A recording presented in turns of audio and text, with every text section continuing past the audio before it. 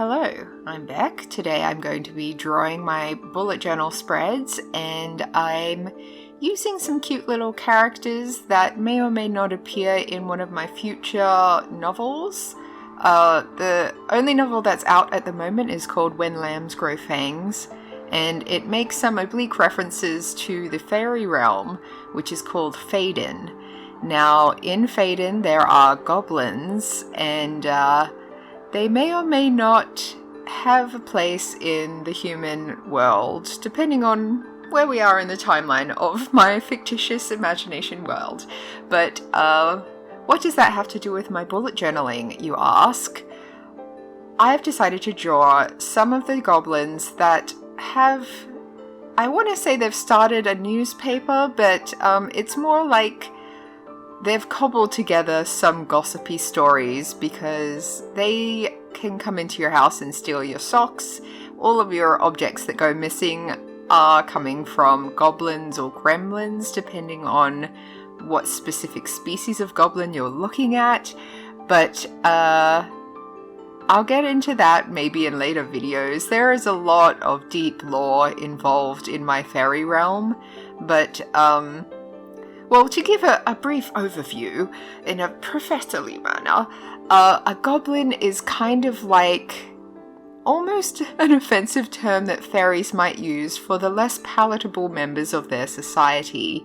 It sort of came from the idea that the refined seelie courts have kings and queens and they follow rules, and they're all very honorable and proper, whereas goblins are the opposite of that. They do not bow to any kings or queens, they follow their own rules, they enjoy chaos, they like to be tricksters and just add a little bit of fun to the world. And as a result of that, even if you're not by species technically a goblin, you may be referred to as a goblin if you embody these feelings. Now, as part of my engagement plan, I don't really have a plan. I'm very much just making things up as I go along in terms of like marketing my book and getting my name out there and all that stupid stuff. I'm trying to like get my newsletter to be more interesting, and by more interesting, I've only sent out one newsletter, and that was when my book was first released, to be like, hey, my book's coming out. Thanks for signing up for the newsletter. It's out now. You're welcome. But in future, I would like to do some newsletters that are in the voice of these goblins, and it will be stories where it's not necessarily stuff that appears directly in the book, but it might make references to stuff that are in When Lambs Grow Fangs. It might make references to like locations and characters and specific spells and things that are in my books, but it could also just be things that make the world a little bit more richer. Basically, the things that excite me. I'm excited to talk about the world that I've made up in my brain, and a lot of the little tidbits don't have a place in my novels, but they are still, in my opinion, hilarious or intriguing or just interesting.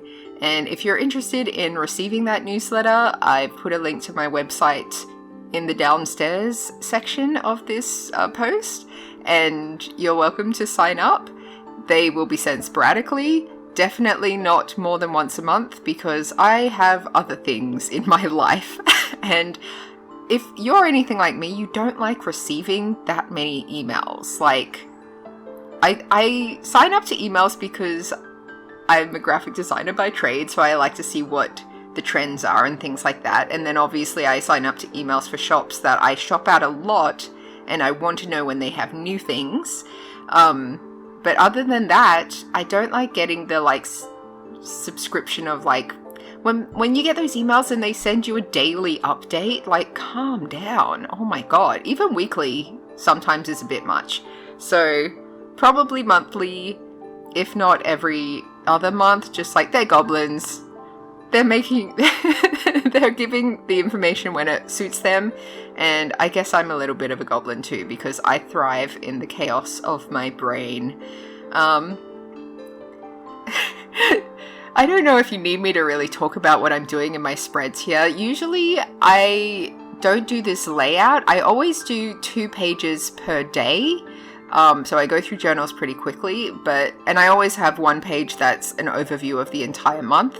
But this month of September, I've decided to make it a little bit more fun for myself by having one side of the page is entirely the kind of, I guess you'd call them stats or like habit trackers or things like that. So like my to-do list, the food that I've eaten, the exercise that I've done, any media that I've read or listened to or watched, like media that I've consumed.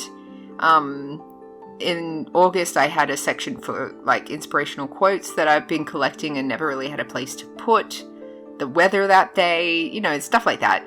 And normally the right-hand page is blank so that I can just do drawings on it. But I've noticed that recently, particularly during August, I wasn't really utilizing that page. I wasn't using this whole blank page. I was mostly writing in like a journal entry form and then doing little doodles amongst the writing.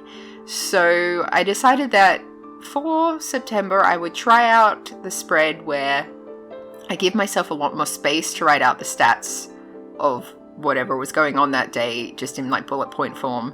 And then the long form entry of how I was feeling and things that are on my mind and that sort of thing, interspersed with drawings, could go just on the other page. And I managed to just mess up that box there, which I did a lot of things where I was like, oh, I've messed that up. Maybe I shouldn't use it in this video. But like, I go back and I don't know if you call it fixing it. I just made that whole box a lot thicker, I think. And maybe I went over a little bit with whiteout, but like, it's my journal. It's allowed to be messy. Here is the part where I've gone onto my iPad and I've started drawing my little guys, my little goblin friends, the editors and journalists and photographers and just general staff members of the Goblin Gazette. So I haven't given them names yet, but if you'd like to suggest names for any of them in the comments, I am very open to that. They will appear in the newsletters. So I don't necessarily put their photos next to any of their articles, but their names will appear as headline, name of staff member who wrote this article, story. So it is also just like a fun way to do a little bit of writing exercise for myself.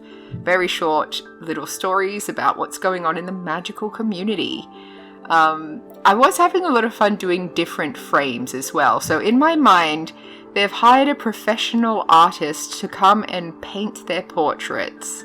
And I sort of play into this theme of like a portrait painter thing, because I decided that I wanted to have little washi tape like patterns as part of my page. So in addition to having the sort of feature images that I like to use, I also end up doing like a little bit of paintbrushes, paint swatches, water that like you dip in the water. You'll see it in a little bit. I don't know why I'm talking about this ahead of time rather than talking about the characters that I'm drawing. But as you can see, goblins are very diverse in the way that they can look. They have various features that have evolved based on their way of living. So I could go into like each species and like why they look the way they look. This one looks very much like a cat / Totoro. Also, you don't get any sense of scale in these portraits because obviously if they're very tiny, you're not gonna like just have I could have done just a stool where they have a little speck, but that's boring. And some of them are massive, some of them are little, like doll size, some of them are about the size of a Tim Tam, which I happen to have here. I would say the smallest on staff is about the size of a Tim Tam. And that can be confusing to the members of staff that like to eat a lot of cookies and the Tim Tam sized goblin is resting on a plate or something. But no one was eaten or harmed in the creation of the Goblin Gazette. So far we have had no incidents of note so far. Anyway, I was a little disappointed. I got excited about the cuteness of the blue cross hatching that I'm doing here.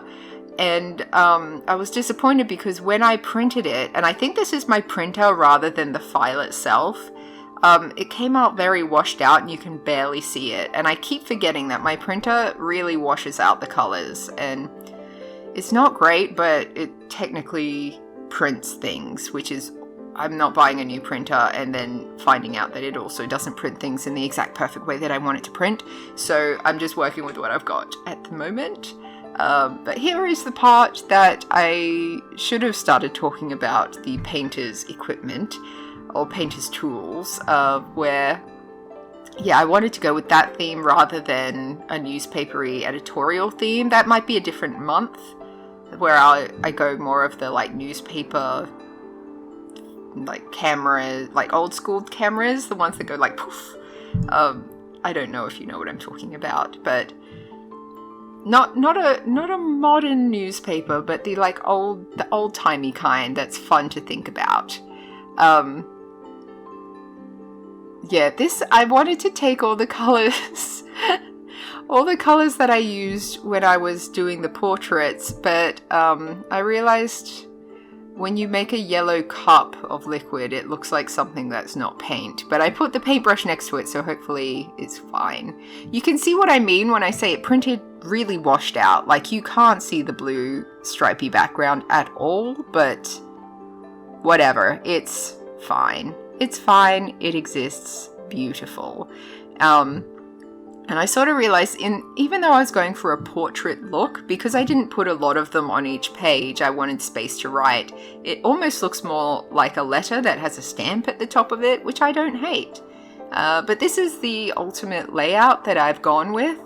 I didn't record me doing every single page because I feel like that's boring. Also, when I usually don't do it at my desk. I get started with the design and then I go and sit down and watch TV, which is difficult to record.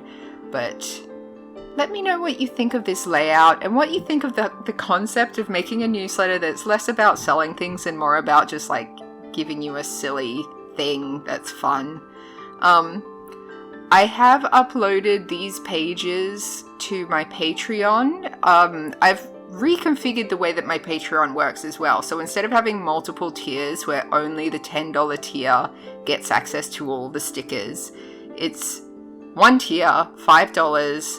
If you subscribe to the paid tiers, you get access to all of the previous sticker pages that I've done.